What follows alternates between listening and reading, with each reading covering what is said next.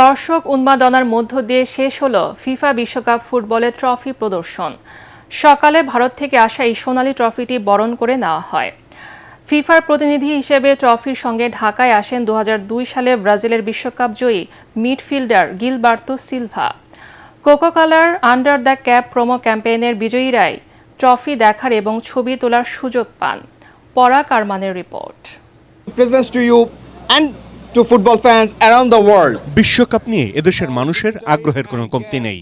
Trophy ট্যুরের অংশ হিসেবে কোমল পানীয় কোকা-কোলার সহযোগিতায় সকালে ভারত থেকে বিশ্বকাপ ট্রফি এসে পৌঁছায় ঢাকায়। এ যেন ফুটবল স্বপ্নের সফল বাস্তবায়ন। এবার নিয়ে চতুর্থবারের মতো বাংলাদেশে পা রাখল বিশ্বকাপের ঐতিহাসিক ট্রফিটি। ফিফার প্রতিনিধি হিসেবে ঢাকায় উপস্থিত ছিলেন ব্রাজিলের 2002 বিশ্বকাপ জয় মিডফিল্ডার গিলবার্তো সিলভা। দর্শকদের মধ্যে প্রদর্শনের জন্য দুপুর থেকে সন্ধ্যা পর্যন্ত ট্রফিটি রাখা হয় 5 তারা হোটেল রেডিসন ব্লুতে।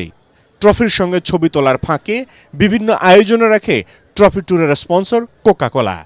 জীবনের প্রথম কাজ থেকে বিশ্বকাপ ট্রফি দেখলেন টাইগার অধিনায়ক জামাল ভুঁইয়া। অ্যাজ আ খেলোয়াড়, as a captain, as a national team player আমিও দেখতে চাই দ্যাট বাংলাদেশ ওয়ান ডে ওরা ওয়ার্ল্ড কাপ খেলবে। ট্রফির নির্মাণশৈলী কিংবা সোনালী রঙে মুগ্ধ নন দর্শকরা। একদিন বাংলাদেশও বিশ্বকাপের মূল পর্বে জায়গা করে নেবে এমন প্রত্যাশা তাদের।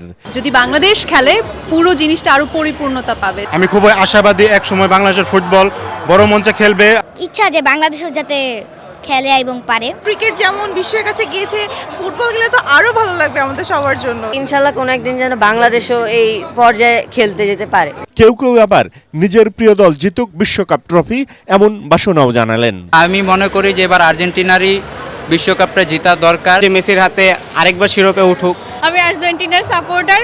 হাই হোপস আছে যাতে রোনালদো ওয়ার্ল্ড কাপটা উইন করতে পারে। প্রদর্শন শেষে দক্ষিণ কোরিয়ার উদ্দেশ্যে রওনা হবে বিশ্বকাপ ট্রফি। এবার বাংলাদেশ সহ 30টি দেশের 75টা স্থানে প্রদর্শিত হবে বিশ্বকাপ ফুটবলের সোনালী ট্রফি। পরাগ আরমান, এটিএন বাংলা, ঢাকা।